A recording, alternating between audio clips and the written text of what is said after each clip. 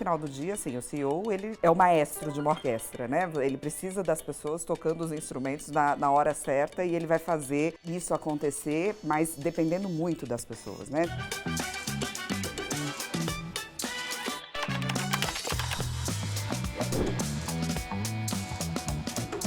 Olá, eu sou Marcelo Nóbrega, especialista em inovação e tecnologia em gestão de pessoas. Trabalhei por cerca de 30 anos como executivo em multinacionais como a Reckitt Benckiser, a Latam e o McDonald's. E hoje eu estou aqui de volta no escritório da Flash para conversar com um profissional que tem mais de 20 anos de carreira na área de recursos humanos e é uma referência quando pensamos em liderança feminina. Ela é a primeira mulher a assumir a cadeira de CEO da Zeiss Vision Brasil, divisão de produtos de saúde visual do grupo alemão Zeiss. E o desafio veio após 9 anos em que liderou a área de recursos humanos da empresa, o que a torna uma das poucas executivas de RH que alcançam o cargo de CEO no país. Eu tenho o prazer de receber a Gabriele Carlos. Seja muito bem-vinda, Gabriele. Eu que agradeço a atenção e o convite, Marcelo, de estar aqui com você hoje e que possa ser uma conversa bacana para quem for assistir, ter a possibilidade aí de alguns insights, né? Pensando do ponto de vista não só de carreira, mas de evolução profissional como um todo.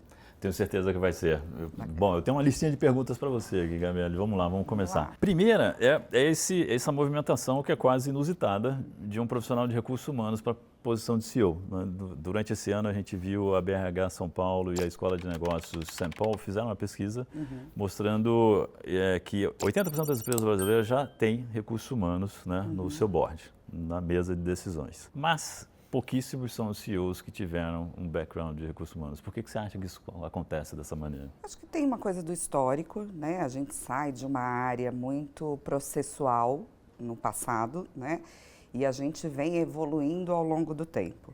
E queira quer não, quando a gente olha a cadeira do CEO, a gente vê muito a demanda pensando no resultado, né? Então, a tendência dos últimos anos, quando a gente olha quem está mais preparado para essa cadeira, ou quem esteve, né, era alguém da área financeira ou da área comercial propriamente dita. Operações, comercial e finanças, exato, é o que a gente exato. mais vê, o perfil Quem é estava esse. mais na linha de frente, né? E eu acho que ao longo do tempo o RH foi, de alguma forma, assumindo um protagonismo, né? E nós tivemos, inclusive, cursos relacionados a isso, né? Como é que a gente sai de um RH mais tático para um RH estratégico, né? Continuo marretando esse exato, assunto, né? Exato. O RH precisa ser estratégico. Entendo que foi um pouco desse movimento, né? Que a gente foi vendo aí acontecer e que olhavam para a RH como uma área pura e simplesmente de suporte, né? E não como uma área que está ligada efetivamente ao impacto no negócio, né? Eu vou trazer outra pesquisa. Essa é do David Urich, né, um guru da nossa área, e a Ellie Filler, a sócia da Korn Ferry. Eles compararam assessments comportamentais de profissionais C-level durante uma década. E aí, comparando COOs, né, o de operações, o de vendas, o de marketing, logística, RH, CEOs, etc., os COOs, o de operações, e os CHROs, de recursos humanos, são aqueles que têm um perfil mais parecido com o que é necessário para ser um bom CEO. Ter sido recursos humanos a tua carreira inteira está te ajudando a ser uma boa CEO? Com certeza. Com certeza, porque eu acho que teve até um artigo recente da Harvard Business Review que falava exatamente sobre as competências, né, que o RH tem e que estão muito ligadas a essa sensibilidade, né, do ponto de vista de avaliação das pessoas, da tratativa com as pessoas, dos processos que, de alguma forma, impulsionam os resultados a acontecerem. Então, a minha trajetória em RH tem me ajudado, não só pelo fato de, óbvio que eu também não posso desmerecer a condição de que eu estou há 10 anos na empresa, né? Sim. Então, já conheço o segmento, conheço o time, grande parte das pessoas foram contratadas diretamente por mim, claro, junto com os seu papel de gestores, né? humanos. Então, isso também facilita o processo. Mas é óbvio que você conhecer, né, e conhecer de uma maneira prática tudo aquilo que diz respeito à gestão de pessoas, facilita. Porque no final do dia, assim, o CEO, ele é o maestro de uma orquestra, né? Ele precisa das pessoas tocando os instrumentos na hora certa e ele vai fazer isso acontecer, mas dependendo muito das pessoas, né? Diferente de uma posição especialista, que você tem a responsabilidade pelas ações propriamente ditas, o CEO não tem diretamente, né? Eu tenho a responsabilidade pelo todo e pelo resultado final, mas quem vai fazer isso acontecer são as pessoas. E saber lidar com elas facilita e muito esse processo. São características ditas, né, mais femininas, né, um jeito mais feminino de liderar, né, competências emocionais, o relacionamento, pensar mais o longo prazo, questões de liderança. E você falou de cultura, e isso está no domínio de recursos humanos, né, ser o agente dessa cultura. E também estudando, né, vendo os artigos acadêmicos que falam a respeito de empresas bem-sucedidas, o alinhamento entre cultura e estratégia de negócio é fundamental. Não é? Então, como é que isso se dá nas AIS? A gente fez um trabalho muito forte ao longo dos últimos 10 anos, né? Muito nesse sentido, porque havíamos comprado uma empresa em 2005 e a partir daí ZAIS entra efetivamente para poder fazer os negócios no Brasil. Até então nós éramos distribuidores. Então o jeito ZAIS de ser, né, a gente foi trabalhando ao longo desses anos para que as pessoas não só pensassem como efetivamente é valorizado pela empresa, mas internalizasse os valores da organização, né? E aí eu conecto isso com o papel do CEO mesmo, né? Porque eu li recentemente um livro onde falava exatamente isso, assim, a preocupação do CEO são 3 pilares: pessoas, cultura e resultados, né? E cultura é basicamente o que a gente ouviu do Peter Drucker, né? Assim, a cultura come a estratégia no café da manhã, porque ela materializa tudo aquilo que você objetivou fazer, né? Tem a aspiração de fazer, ela vai ser feita através do comportamento. E a cultura é aquilo que não está escrito nos quadros, né? Aquilo que efetivamente se personaliza no comportamento das pessoas. Então, eu falo sempre muito pro time, né? O ponto primordial entre o que eu tenho de aspiração e o que eu quero de resultado é a forma, né? Ou seja, é a maneira que eu estou entregando isso. E é muito importante você estar alinhado com o que o grupo acredita, né? E aí nós estamos falando de uma empresa alemã, então isso também fala muito do que essa cultura entende como importante. Culturais importantes, e tem questões locais. Também. Exatamente. Fala de alguns rituais de cultura ou alguns símbolos da cultura das AIS. Nós tivemos, ao longo desse período, e agora temos feito alguns reforços nesse sentido, né, algumas discussões de construção de comportamentos aceitos e não tolerados para cada valor que a gente tem, por exemplo. Né? Isso virou material... Conversa pode ser difícil, as conversas, né? Com certeza, com certeza. Minha visão, tem muita gente que evita essas conversas, sim, inclusive. Sim. Só que não tem outra forma de você sedimentar aquilo que é importante para o negócio se você não falar sobre, né? E na época, quando nós construímos esse material, a gente chamava de uma época de jornada cultural, que foi justamente o movimento. A cada 5 anos o grupo tem esses movimentos estratégicos para trazer o que referenda aquilo que a gente acredita como cultura, né? E quando a gente fez esse primeiro movimento lá atrás, a gente colocou isso inclusive na avaliação de desempenho. Então, não era pura e simplesmente você ter isso no manual de integração ou nos quadros que a gente tem de aviso, ou até mesmo espalhados pela empresa. Existem, né? Existem, porque são símbolos, né? E eu acho que isso, não só a questão do mobiliário também é um símbolo, né? Mas essa questão da identificação visual como um todo, das comunicações que você usa, ela vai, de alguma forma, ratificando os pontos importantes da cultura. E aí, óbvio, né?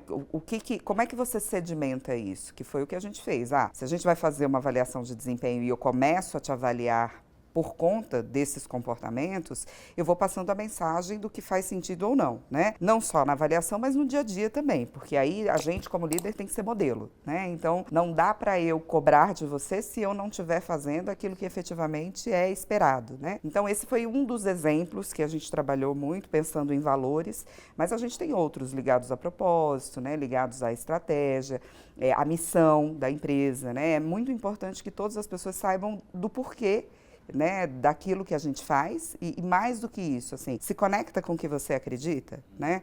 Porque eu falo muito sobre engajamento, né? Engajamento, na minha percepção, tem muito disso, né? É você escolher estar naquele lugar. E você escolheu porque você conhece, porque você se identifica e porque, de alguma forma, isso te conecta com a tua história também, né? Não dá para ser óbvio, a gente está falando de um negócio que tem as suas particularidades e precisa ter os seus resultados, dar rentabilidade, mas a gente está falando de pessoas que fazem isso acontecer. Se as pessoas não se conectam, né, com o que está por trás de tudo tudo isso, você não consegue evoluir, né? E aí você não sustenta a cultura. É interessante, você comentou que a ZAIS, a cada 5 anos mais ou menos, intencionalmente revisita a cultura e os seus rituais, ritos, heróis, artefatos, etc. Mesmo que não precise mudar, né? Mas vamos dar uma olhada, né? É um refresh, né? Faz parte da estratégia de negócio, inclusive. E é uma forma de, como você tem sempre, né, novas pessoas entrando na organização, é uma forma de você também estar atualizando essas pessoas no mesmo movimento daquelas que já estão, né, e reforçando mesmo o que é importante para essa empresa, né, para esse lugar onde você passa a fazer parte. Recalculando a rota, se exatamente, necessário. exatamente. Você falou de conectar com a sua história, então vamos falar um pouquinho da sua história. Quando você foi convidado, surpresa total, assim, te convidarem para ser CEO da empresa? Confesso que sim. Você sempre foi ser recursos humanos, né? Sempre. Você nunca transitou por nenhuma outra função? Não foi. Na verdade, no começo da minha carreira, tive uma oportunidade de área comercial. Mas foi algo de um ano e meio, muito breve. Poderia dizer que até um pouco mais com atendimento ao cliente, que também fez parte, mas assim, mas de fato, no total era 20 anos em recursos humanos, sempre recursos 9 humanos. anos em recursos humanos nas AIS. Aí o teu chefe vira para você, vagou a posição aqui, eu acho que... Posição tranquila, né? Vagou aqui, acho que faz sentido você assumir essa posição. Quando a gente começou a conversar, aconteceram as mudanças, né? Muito também por conta da região que ele atua. Ele assumiu novas responsabilidades e ele tinha um papel não só regional, como também de presidente do Brasil. E com as novas estruturas, ele não teria como, né, continuar sendo o primeiro responsável por aqui. E o Brasil tem hoje um papel muito forte no grupo, né? A gente está lá entre o 5º e 7º país. E não tinha como a gente não ter alguém olhando especificamente para o negócio. E quando a gente começou a discussão, que ele falou, entendo que você é uma pessoa capacitada para... Na época eu não tinha, né, essa visão, não só porque eu não tinha delimitado, mas ao mesmo tempo... Você almejava isso? Não era objeto de desejo, não, né? Talvez não fosse o objeto de desejo também, porque o meu olhar sempre foi um olhar muito generalista, né? Mesmo sendo de RH, eu sempre fui muito curiosa e muito antenada ao que acontecia no negócio, nos segmentos como um todo. Aqui já tem um insight importante, né? Se você faz parte do board da empresa, você tem que olhar o todo, né? Exatamente. Você é o especialista da sua função. Exato. Você leva a voz daquela função para a conversa do C-Level, mas você tem que olhar o todo. Exato. Tem que pensar E nós sempre tivemos esses rituais de discussão do ponto de vista de como estão os resultados como um todo. Não só daquilo que a gente se comprometeu em termos de faturamento, produção, mas o quanto que isso impactava nos planos que nós tínhamos feito para curto, médio e longo prazo. Então, as discussões eram sempre muito mais amplas do que pura e simplesmente o processo, né? Era através daquilo de onde queremos chegar, ou do que queremos fazer, como que a gente vai ajustando cada uma das áreas ou cada um dos processos. Então isso de alguma maneira me forçou, né, não só pelo meu histórico, porque passei por diversos segmentos, mas me forçou a ir a fundo mesmo, né, nesse entendimento dos números, no entendimento efetivamente da estratégia, de questões de inovação, do que poderia impactar não só agora, a gestão de riscos, então uma série de coisas que a gente sempre esteve na pauta, né, e a gente lidava, de alguma maneira me ajudou, porque eu já tinha essa visão mais ampla, né, do negócio. E teve alguma coisa que você pensou assim, eu não sei fazer isso, eu não sei fazer aquilo, não dá, não vou ser bem sucedida, não quero? Eu acho que aí entra um pouco do histórico de RH, né? Eu sempre me coloquei muito num lugar de aprendiz. Então, e mais do que isso, né? Você precisa ter as pessoas certas no lugar certo na hora certa. E uma das coisas que o meu gestor falou foi exatamente isso, assim, coloca em prática tudo aquilo que você falou para todos os gestores ao longo da sua vida, né? Ao longo da sua carreira. E nesse momento era muito isso, assim, não vou fazer sozinha, né? Então eu preciso saber que eu tenho as pessoas certas comigo e aí sim eu sei que eu vou dar conta de fazer, óbvio, aprendendo, né? Estudando, evoluindo nos temas que eu não tenho tanto domínio, mas é triste a ilusão de você achar que numa cadeira como essa, você vai dominar todos os assuntos, né? Porque você não vai. Você vai ter muito do seu background, mas você depende muito do time. Esse é o primeiro entendimento que o profissional que está nesse nível tem que ter, né? Eu não sei tudo, não vou saber tudo. Exato. E não preciso saber tudo. Exatamente. Né? É ter as pessoas certas nos lugares certos, a quem eu vou recorrer, saber com quem você vai conversar. E ter essa humildade, né, Marcelo? Eu acho que a gente escuta muito, né? Assim, por você estar na primeira cadeira, né, da organização, a gente escuta muito das pessoas que você, né, assim, sabe tudo, resolve tudo. E não é sobre isso, né? A gente precisa de um colegiado para tomar as decisões. Esse é um modelo que né? funcionou no passado, Exato. quando as coisas eram mais previsíveis. Exato, Né? mas agora não Hoje tem a menor hoje condição. Não tem. Outra pesquisa que eu vou trazer para a gente. Mulheres ocupam apenas 17% das posições de presidência no Brasil. A verdade é que 17 agora me soa até alto, mas ok. Porque a última que eu tinha visto aí, mas era mundo 6%, né? Mais ou menos. Bom, mas de qualquer maneira é um número pequeno. E você passou também por segmentos diferentes de atividades, você mencionou agora, você passou por siderurgia e telecomunicações, que são ambientes mais masculinizados, não é? Então a pergunta é sobre que tipo de experiência você tem, né, nessa desigualdade de gênero nas empresas por onde você passou. Eu sempre gosto de comentar assim, né, que eu sou uma pessoa muito privilegiada, porque estar onde eu estou hoje tem muito do que eu sou como pessoa física, né? Da minha história familiar. Então, eu venho de uma família em que a minha mãe é uma figura de mulher muito forte, sempre foi muito empoderada pelo meu pai, e isso me ajudou a ser quem eu sou, né? Então, eu nunca estive nestes ambientes com este olhar de, nossa, sou a única mulher, nossa, né, tenho mais dificuldade. Quantos irmãos você tem? Nós somos em 4, na verdade eu tenho um primo irmão, que também a gente considera como irmão, um irmão mais novo e uma irmã, na verdade são 2 mulheres e 2 homens, então é bem equilibrado, até isso também nos ajudou. O pai e a mãe, a casa estava equilibrada. Exato, até isso nos ajudou nesse equilíbrio, né? Isso me ajudou muito, porque por todos os lugares por onde eu passei, né, de alguma forma, pelo meu posicionamento, isso nunca foi uma questão, né? Pode ter sido para as pessoas, mas eu nunca me coloquei nesse lugar. Então, eu acho que isso facilitou também, né? Assim, o trânsito, o meu trânsito em todos os lugares por onde eu passei. E você já se destaca na liderança das AIs por conseguir já uma equidade de gêneros, né, no time de liderança, né? Então, o que você tem feito? Como é que vocês estão chegando nesse espaço? Acho que é um movimento que, assim, a gente precisa estar o tempo todo atento, né? E aí, quando a gente pensa, e eu costumo falar não só na questão da equidade de gênero, mas de diversidade como um todo, né? A gente vem fortalecendo muito essas ações, principalmente nos últimos 3 anos, com trabalhos fortes ligados à ESG, e isso tem nos ajudado a colocar algumas metas, né?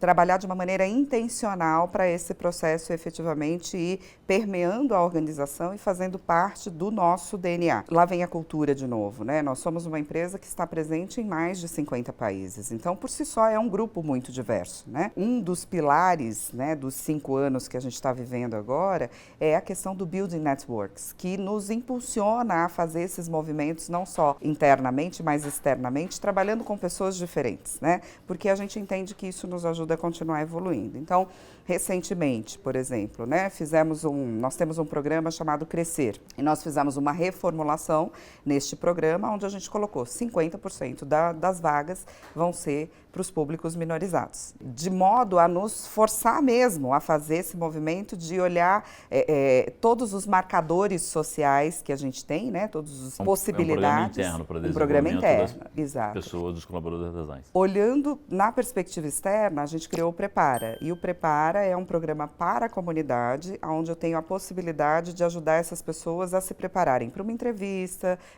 a montar o seu currículo, e a gente também tem feito grupos específicos, por exemplo, para o público LGBTQIAP+. Então, eu acho que tem 2 lados, né? Um lado é, sim, fazer parte da nossa cultura, e o outro lado é a gente estar o tempo todo atento e com movimentos intencionais para a gente ir impulsionando essa realidade, digamos assim, que a gente precisa. A questão da intencionalidade é que eu acho que é chave aqui, né? Porque essa discussão de gênero e de raça, né, e outras diversidades que a gente tem, algumas pessoas que falam sobre o assunto dizem, puxa, vamos parar de falar sobre isso? Mas tem que falar, né? Mas tem que falar, não dá. O óbvio precisa ser dito. dito. O óbvio precisa ser dito, exatamente. E eu tenho um exemplo também na minha carreira em que uma determinada função, com 86 pessoas, 84 eram homens e apenas 2 mulheres, né? E isso era histórico, era assim, né? Mas a surpresa positiva foi que eu cheguei para o diretor da área e eu mostrei uma planilha para ele. Olha só, são 84 homens e 2 mulheres. Isso, ele não deixou eu acabar de falar. Ele olhou assim, nossa, tá errado. Né? Mas não a questão do óbvio. Muita explicação, mas não, precisa. É óbvio que tá errado, mas o óbvio precisou ser mostrado para ele, para cair a ficha, né? Ele dizer, não, isso aqui tá errado, vamos mudar isso. E de fato, ao longo de 3 anos, a gente chegou ao equilíbrio 50-50. Né? É claro que teve um trabalho por trás disso para fazer isso acontecer, mas muitas vezes as pessoas não se dão conta. Você não coloca a luz, né? Então, e aí eu trago esse exemplo para a gente falar dos aliados, né? Então, os aliados às causas. E aliados é um termo que a ONU está usando agora, não é? Para principalmente essa questão de gênero. Então, me diga você a sua visão sobre os aliados. Eu acho que é extremamente importante, né? E aí eu sempre trago como exemplo a minha trajetória mesmo, assim, estar onde eu estou hoje, eu precisei de muitos aliados, né? Quem me colocou nesse lugar é um homem, né? Certo. Então, assim, eu passei a minha carreira com muitos homens que foram me dando espaços, né? Então, isso eu estou falando na perspectiva do lugar onde eu estou, mas quando você pensa neste movimento intencional que a gente tem que fazer, é da mesma forma, né? Você vai ter pessoas que acreditam que não precisa falar mais sobre isso, e você vai ter pessoas que não, a gente precisa falar sobre, né? E eu sempre fui da seguinte política, né, digamos assim, que era, vamos trabalhar com quem dá esse espaço, porque à medida em que você vai crescendo, né, em algumas coisas que são importantes, você vai trazendo luz para o tema e, de alguma forma, aqueles que não têm tanta afinidade, né, acabam sendo, de alguma forma, convencidos pelo movimento, né, que está sendo feito de uma maneira como um todo. A gente dá para escolher os caminhos mais tranquilos, assim. Exato, né? As batalhas que você quer assumir, né? E o movimento vai tomando corpo e vai exatamente. influenciando os demais, de alguma maneira. Legal. Eu acho que eu sou dessa visão também, assim, de costurar as coisas antes, negociar. Exato. Olha só, outra pesquisa agora. O pessoal da Flash, que preparou esses flashcards para mim, com as perguntas, andou pesquisando bastante e ajudando a gente nessa conversa. A professora Betânia Tanuri, também outra referência, né, no nosso mundo. E essa pesquisa recente dela mostra que 71% das mulheres CEOs sentem um alto nível de ansiedade e 59% têm uma sensação de dívida constante. E se fala da solidão da liderança, né? Você mencionou agora brevemente há pouco também. E quando se é mulher e líder, existem outros fatores que desequilibram isso, né? Vida pessoal e carreira, síndrome do impostor, essas outras coisas. Então, como é que se encontra um jeito saudável para navegar todas as expressões diferentes? Acho que tem um lado que é primeiro você se acolher, né? De novo, um pouco do que a gente falou, assim, você não vai saber tudo, você não vai responder tudo e você não está aqui para ser a supermulher, né, ou super-homem.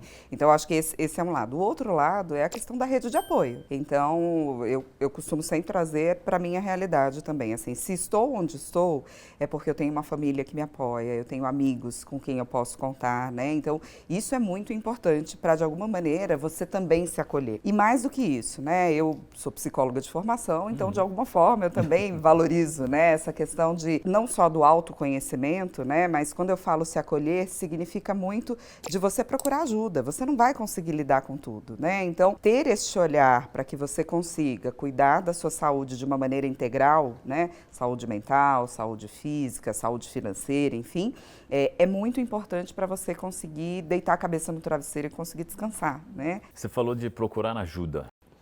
Você procura ajuda dentro da empresa? Por que eu pergunto isso? Porque você é a chefe de todo mundo, no final das contas, né? Então, você procurar ajuda dentro da empresa pode mostrar fragilidade. Eu acho que tem um pouco do que a gente falou, né? Assim, quando você fala de buscar ajuda, vou trazer como exemplo o que eu fiz logo que eu assumi a posição, né? Eu chamei alguns dos gestores da empresa de todas as áreas, né, para poder ter uma conversa primeiro para entender como que foi para eles essa informação, né? Como é que eles tinham sentido a questão da mudança estrutural. E, ao longo da nossa conversa, uma das coisas que eu perguntei é: o que vocês acham que eu devo continuar fazendo e o que vocês acham que eu devo melhorar, né? E o que vocês fariam na minha posição? Como uma dica mesmo, uma sugestão. Então, eu acho que, assim, foi super bacana, porque eu ouvi diversas coisas, né? Que não só ratificaram aquilo que eu acredito, mas também me trouxeram pontos de atenção importantes para deixar no radar. E eu acho que isso é uma ajuda, né? Então, numa outra perspectiva. Além disso, eu tenho no meu gestor uma figura de mentor, né? Então isso também contribui para que eu possa compartilhar as dores e delícias de estar onde estou, né? Então acho que a gente precisa, óbvio, né, se cercar de pessoas com quem a gente confia, né? E aí você falou da história da vulnerabilidade, eu acho que tem, o Brené Brown fala, né, sobre essa questão do antifrágil, enfim, e você é ser humano, né? Então, assim, eu acho que a gente precisa, primeiro que para você humanizar as relações, né, você precisa mostrar que você também é humano, né? E eu acho que isso ajuda a conectar mais as pessoas. Não significa que eu sou menor porque eu não sei, mas eu posso ser maior somado ao conhecimento que você tem para aquilo que a gente precisa fazer. É um pouco do que eu acredito. Gera confiança, né? Exato. Essa conversa aberta, assim, sincera e transparente, gera confiança. Então, você passou um tempinho na área comercial, mas tem duas coisas interessantes aqui no seu passado, na sua carreira. Eu queria que você comentasse um pouquinho e como que essas experiências te influenciaram, se de alguma maneira, né, ao longo da sua vida profissional. Então, você trabalhou no salão de beleza da sua mãe e você foi também panfleteira. Panfleteira. Exato. Panfleteira, não sei se todo mundo sabe o que é um panfleto, mas... Isso, hoje em dia... Não é uma tecnologia que a gente use muito hoje em dia. Exato. Olha, Marcelo, eu vou te dizer que me ajudou muito, assim. Primeiro porque você vai, de alguma forma, conhecendo quais são as competências que você tem, né?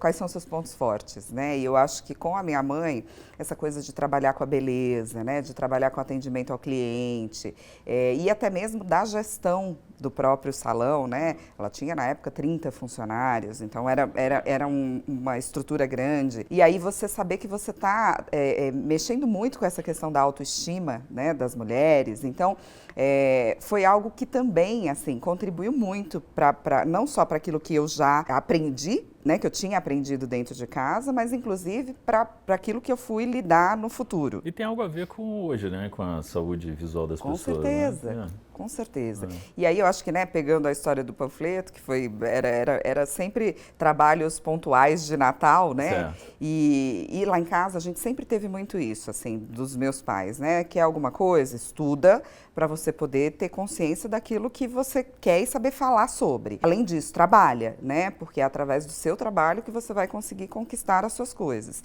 E na época era uma oportunidade ímpar, eu estava de férias, né, e aí, poxa, eu vou ganhar um dinheiro em uma semana. O que era bacana também? Primeiro isso, assim, eu sabia que eu não conseguia ficar parada sem falar com ninguém, né, então todo lugar eu ficava conversando com as pessoas, era o dono da banca de jornal, era o segurança, né, era alguém da loja, tá tudo bem, mas não deixava de entregar o folheto, eu tinha um compromisso que era entregar o folheto. Mas isso contribuiu depois, né, para as experiências que eu tive posteriormente, assim, muito para esse lugar de, poxa, lidar com pessoas, né, é algo que se demonstrou ao longo da minha trajetória como uma competência forte, né, e que hoje é 100% daquilo que eu faço, né, não só hoje, como toda a trajetória. Sensacional, sensacional. A Flash tem uma pesquisa que eles desenvolveram junto com a Fundação Getúlio Vargas, que se chama Engaja S.A. Então é sobre engajamento das pessoas no trabalho. E ela mostra, a sua última edição mostrou que 6 em cada 10 brasileiros estão desengajados no trabalho. E isso provoca movimentos como a gente viu no primeiro semestre de 2024, o maior número de demissões voluntárias que já aconteceu no Brasil. Não é? E coisas tipo o quiet quitting, né? O lazy Monday, né? Primeiro, eu queria que você falasse um pouco o que você acha disso, né? De quiet quitting, lazy Monday, essas iniciativas que as pessoas tomam por conta própria. E aí depois o seu posicionamento como RH, né, frente a esse comportamento. Eu sempre falo o seguinte, né, assim, ao longo da minha trajetória, a minha preocupação sempre foi de assumir as rédeas da minha carreira e assumir as rédeas daquilo que eu me determinava a fazer. De novo eu volto para a minha história, porque eu gosto sempre de honrar, né, o meu passado para a construção do meu futuro, assim. A minha mãe, né, os meus pais sempre trouxeram muito para mim, assim, o que você se predispor a fazer, faça bem feito, né? Porque você não sabe o dia de amanhã, você precisa abrir portas, né? Então isso condicionou a minha trajetória como um todo. E por que eu trago isso como pano de fundo para essa resposta, né? Quando a gente vê esses movimentos de desengajamento, é óbvio que a gente está falando de um país que nem todas as pessoas podem escolher aonde elas estão, né? Mas eu acho que tem muito desta consciência, né? De se eu estou aqui, e eu faço algum movimento, né, do ponto de vista de não valorizar o lugar onde eu estou perdendo.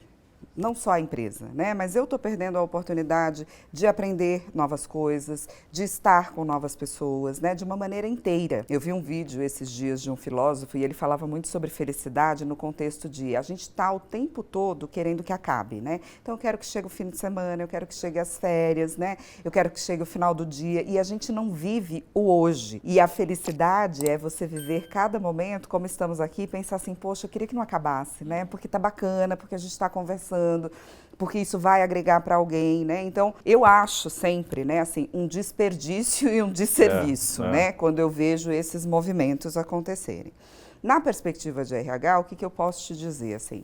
Eu sempre trabalhei muito com essa busca de consciência das pessoas, né? Seja do ponto de vista da liderança, seja do ponto de vista do colaborador. Porque engajamento, né, não é eu fazer tudo o que o colaborador quer, e aí eu tenho falado isso muito lá na empresa. Eu tinha ouvido uma palestra recentemente que falava assim, a gente tem infantilizado muito o adulto, né? E infantilizar o adulto é achar que você vai dar um pacote de benefícios sensacional e que ele vai estar super feliz e contente e engajado com a organização. Porque não é sobre isso, né? No final do dia, se conecta com aquilo que a gente falou um pouco mais cedo, que é sobre a questão do propósito. A gente precisa ajudar as pessoas a entender qual que é o propósito delas e se isso se conecta com a organização. E aí eu dou o exemplo nas AIS, né? A gente sempre viu as histórias de Google, por exemplo, né? Da questão de, olha, tem um pula-pula, bug jump no meio da sala, né? Piscina de bolinha. E assim, gente, não é sobre isso, porque, por exemplo, na minha cultura, AIS, né, alemã, tradicional, não cabe esse tipo de coisa, né? Então, as minhas pessoas vão ser menos felizes porque eu não tenho esse tipo de entretenimento, né? E aí eu acho que o que é combinado não sai caro. Então, eu sou da opinião, assim como a gente falou da transparência, né? No sentido de você gerar confiança, isso também serve para a relação com os colaboradores, né? Eu consigo te dar até aqui. Se para você tá bom, excelente, a gente continua caminhando. Se para você não tá, ok, a amizade continua a mesma, né? Mas eu acho que a gente precisa ter um pouco mais de consciência nesse sentido. Mas isso, a gente estigmatiza a saída de uma empresa, né? Um pedido de demissão ou ser demitido. E não é assim, né? Tem muito a ver com isso, né? Se os propósitos não estão mais convergindo como era antigamente, né? E pode se vir a mudar ao longo do tempo, ao longo das nossas vidas, porque a gente muda também, né? Exato. E eu acho que pegar isso como uma oportunidade, né? Nós fizemos isso na trajetória das AIS, assim, nós tínhamos um turnover considerável logo que eu cheguei, né? E a gente começou a fazer muitos movimentos de escuta mesmo, assim, o que está acontecendo em todas as áreas, né? Do ponto de vista de benefícios, de comunicação, de liderança, de remuneração, enfim, de uma série de coisas para a gente ir fazendo os fine-tunes que eram necessários, porque é hierarquia de Maslow, né? Então, assim, você precisa trabalhar com o básico e aí você vai evoluindo. E à medida em que a gente foi fazendo estes ajustes ao longo do tempo, né, a gente foi tendo uma redução considerável, né? Então, hoje é o que a gente chama de um turnover qualitativo, né? Ele acontece e é natural e todas as empresas vão ter, né? E aí é um pouco da curva de Gauss, né? Que os engenheiros gostam muito. Você vai ter 70%, né? Que ok, obrigado e vai se manter e está super feliz. Você vai ter de 0 a 15% que é outstanding, né? Que são as pessoas que precisam estar em constante movimento e que você precisa de alguma forma olhar de uma maneira diferenciada. E você vai ter de 0 a 15% que a amizade continua a mesma e não vai ser aqui, né? Talvez em outro lugar vai ser mais feliz, né? E vai ser melhor para todo mundo. Vai ser melhor para todo mundo. Exato. Então, psicóloga falando de curva de Gauss. Né? Diferente, já é diferente. Você falou há pouco da orquestra, né? O líder ser um maestro de uma orquestra corporativa. Como é que o líder faz isso? Como é que ele deixa de ser o centralizador, comando e controle? Embora comando e controle tenha suas situações onde seja necessário, né? Mas o ambiente hoje é muito mais ambíguo e volátil, imprevisível do que jamais foi. Então, acho que é mais na linha realmente de uma orquestra. Eu acho que tem um lado, né, Marcelo, que eu acredito muito que primeiro, essa escuta, né, ativa é muito importante, porque você tem todos os tipos dentro de uma organização do ponto de vista de estilos profissionais, né? Então você vai ter pessoas que efetivamente têm que ser na base do comando e controle porque é assim que ela funciona. E você vai ter pessoas que não, né? Deixa passa a mensagem e as coisas vão acontecer. O que você precisa, né, como brinca minha mãe, nem tanto ao ar, nem tanto ao mar, né? Assim, você precisa ter um equilíbrio. Então, eu acho que o segredo está muito nessa questão não só da escuta ativa, mas mais do que isso, de você conhecer muito bem o time com quem você está se relacionando, né? Porque isso vai te ajudando a fazer as dosagens necessárias para aquilo que você precisa. Tem uma coisa que o Alexandre Prates, que eu gosto muito, que ele fala, Alexandre, né? quem é? Alexandre Prates, ele é dono da Futurize, e eu sou, inclusive, conselheira da empresa. E ele fala uma coisa que é muito interessante, porque, assim, né, o líder, ele acha que ele controla o resultado, né? E, na verdade, assim, ninguém controla o resultado, você controla o processo, você controla a forma que a gente precisa fazer as coisas e o resultado, ele é consequência. Então, você ter a ilusão, né, de que só olhando o resultado é isso o que vai trazer ou fazer com que as coisas aconteçam, é um pouco ingênuo, né? E o resultado, muitas vezes, te coloca numa posição de você tomar decisões, porque se ele tá bom, né, é muito bacana você ser líder de uma empresa que está super legal e que você está batendo todas as metas, né? Se ele tá ruim, aí os líderes se mostram, né? As pessoas se mostram, porque aí é a hora de você... Como é que a gente resolve isso? Vai ser na base, né, de uma cobrança tóxica, de uma gestão que não é saudável. Então, eu acho que esse é o equilíbrio, né? E talvez a chave do sucesso, que é você precisa entender muito daquilo que você está fazendo com as pessoas, né?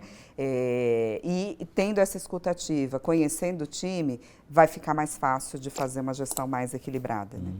Daniel Goleman classificou os estilos de liderança em 6 tipos diferentes, né? Mas cada um de nós tem um modelo preponderante, né? Que a gente recorre a um determinado modelo, mas o grande barato é você navegar nos 6 diferentes estilos, conforme a situação, o contexto Exatamente, exige. exatamente. Eu sempre, essa foi uma das perguntas, inclusive, que eu recebi. Nós temos um ritual de reuniões de comunicação a cada 3 meses, né?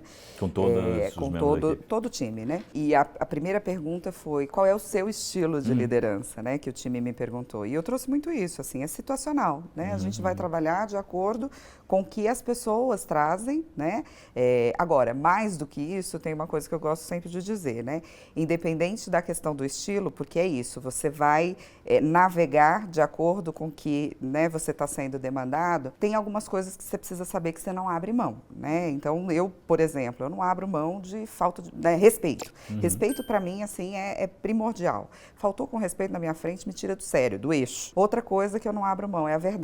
Independente do problema que você tiver, fale a verdade. E a gente vai juntos achar uma solução. E o terceiro é a disciplina. Não dá para fazer as coisas ou colocar a culpa nos outros se você não está fazendo a sua parte, né? Então, eu acho que somado a isso, porque cada um tem o seu jeito de ser, tem um pouco daquilo que você acredita, né? Que também vai contribuir para esse processo ser mais assertivo ou não, né? E sensacional você dizer isso abertamente para todo mundo, e as pessoas te conhecem. Sim, sim. Né? Isso vai criando o link lá de confiança, de credibilidade. Exato. Fi mais fácil trabalhar com você. Exatamente. Eu costumo dizer, o que é combinado não sai caro. Exato. Vamos falar um pouquinho de negócio agora.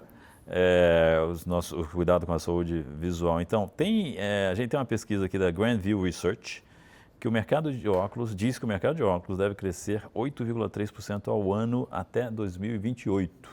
Então, é uma boa onda para surfar agora, né? Então, isso devido ao envelhecimento da população, maior exposição às telas também, prejudicando a visão das pessoas. Bom, quais são as expectativas das AIS para os próximos anos aqui no Brasil? Crescimento. Acompanhar esse crescimento, na verdade, ir além até desse crescimento, ótimo, né? Muito bom.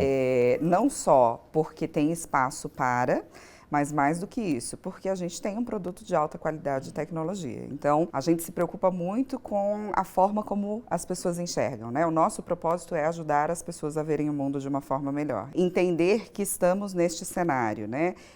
Em que a gente vai ter não só esse aumento da utilização do óculos, mas, por exemplo, nós temos pesquisas internas também que mostram a questão da miopia, né? Até 2050 você vai ter metade da população com miopia, né? Então, isso demanda, né, um trabalho muito forte também de conscientização da população, mas mais do que isso, né, uma entrega de um produto de qualidade que de fato traga um conforto visual maior. Tem muita gente que tem miopia e não sabe, né? Ou Exato. outras questões. Ametropias, na E aí eu acho que isso está ligado muito a um histórico mesmo, né? Quando as crianças nascem, né? Assim, a tendência é você levar no pediatra e você vai acompanhando ao longo da vida, mas você não tem uma cultura de levar no oftalmologista, né? Nós tivemos até um movimento recente do Thiago Leifert por conta, né, da filha dele, e foi super interessante, né? Não só essa questão da educação, mas de trazer a importância desse acompanhamento periódico, né? Porque isso pode impactar não só no agravamento de algumas doenças, né?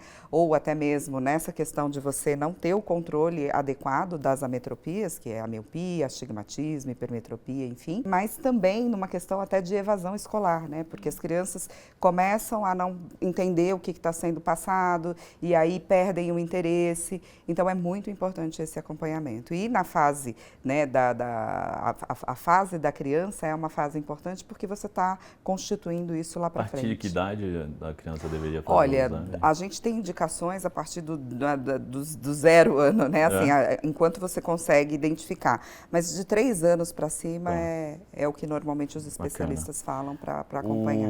Carreira super bacana em recursos humanos, Gabriele. O que você recomenda para alguém que queira fazer uma carreira em recursos humanos? Eu recomendo estudar bastante, né? Eu acho que a gente tem uma questão não só do ponto de vista da prática, né? Mas você estar antenado, né? A gente falou muito sobre pesquisas hoje. E você citou várias coisas. O vídeo que você assistiu, o livro que você leu, a palestra que você ouviu, o profissional de uma empresa com quem se consultou há pouco tempo. Você deu várias referências. Isso vai te trazendo credibilidade para as ações que você precisa ter. Então, eu acho que olhando, e eu falo isso não só para o mercado de RH, mas para qualquer área, né? É muito importante a gente estudar. Eu tenho um livro que eu estou lendo, né? Pegando aí o gancho, que eu gosto sempre de trazer como exemplo, porque isso me pegou de uma forma que refletiu um pouco do que eu fiz, né? E que talvez seja a dica que você está pedindo, assim. Que a gente tem algumas bagagens que a gente precisa encher ao longo da caminhada, né? E precisa ser nesta sequência. A primeira bagagem é do conhecimento, né? A segunda bagagem é da prática. Não basta só você saber, ter feito, né, todos os cursos possíveis e imagináveis, você precisa colocar em prática, porque isso vai te dar a condição da experiência, dos resultados.